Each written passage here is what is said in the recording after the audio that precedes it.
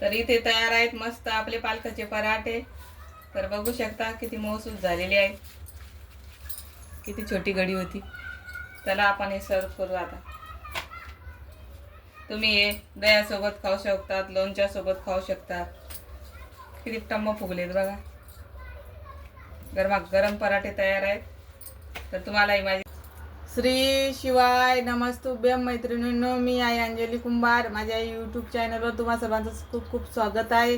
तर आज मी बनवणार आहे मस्त असा पालकचा पराठा। त्यासाठी अशी फ्रेश पालक घेतलेली आहे, 9-10 लसणाच्या पाकळ्या आणि टेस्टनुसार मिरची। तर आपण ही पालक सर्वप्रथम मिक्सरमधून बारीक करून घेऊ। इथे मी पालक कट करून घेतलेली आहे। आता याच्यामध्ये लसणाच्या पाकळ्या, हिरवी मिरची,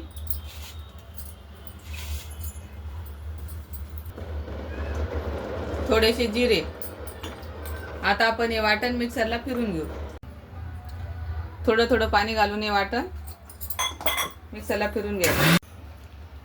तर इथे वाटण तयार झालेलं आहे। आता आपण हे वाटण परातीमध्ये काढून घेऊ।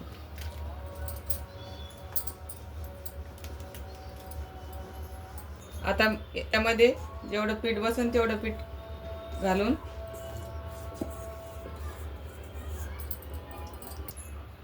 याच्यामध्ये मी थोडंसं पीठ घातलेलं आहे। आता हळद टाकू,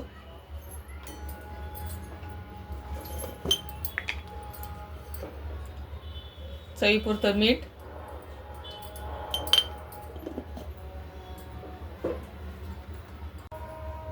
एक छोटा चम्मच धनेपूड, एक छोटा चम्मच जिरेपूड।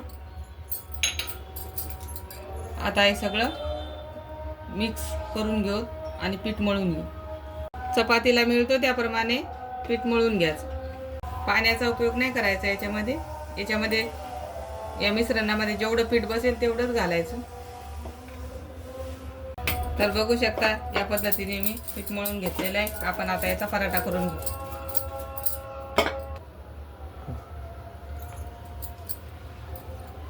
तर इथं मी एवढं पीठ घेतलेलं आहे।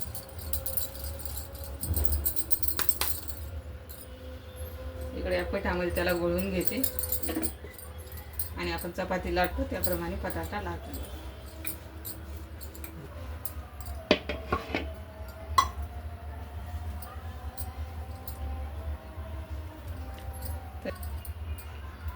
तेल लावायचं, थोडंसं पीठ टाकायचं,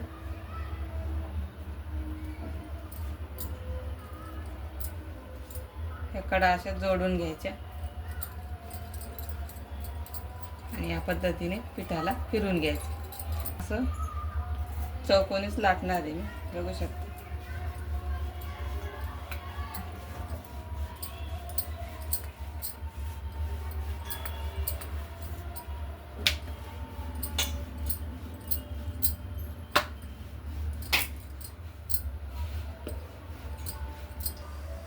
इथे पराठा लाटून झालेला आहे। आता आपण याला थोडंसं तेल लावू, थोडंसं मीठ टाकून घेत असते मी तव्यावर। चपाती पराठा काय पण टाकताना आपण हा पराठा आता भाजून घेऊ। पराठा छान पकलेला आहे। आता आपण हा पलटी करून घेऊ।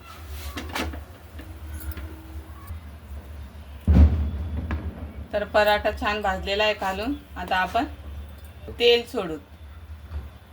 तुम्ही हवं तर तुम्हाला आवडत असेल तर तूप पण लावू शकता, बटर लावू शकता।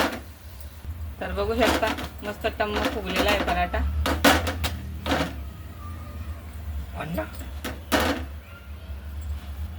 छान खरपूस रंग येईपर्यंत भाजून घ्यायचा पराठा।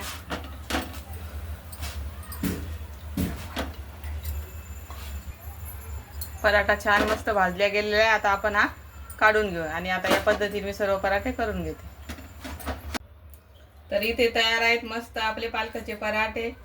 तर बघू शकता किती मऊसूत झालेले आहेत, किती छोटी घडी होती। चला आपण हे सर्व करू आता। तुम्ही हे दह्यासोबत खाऊ शकतात, लोणच्यासोबत खाऊ शकतात। किती टम्म फुगलेत बघा।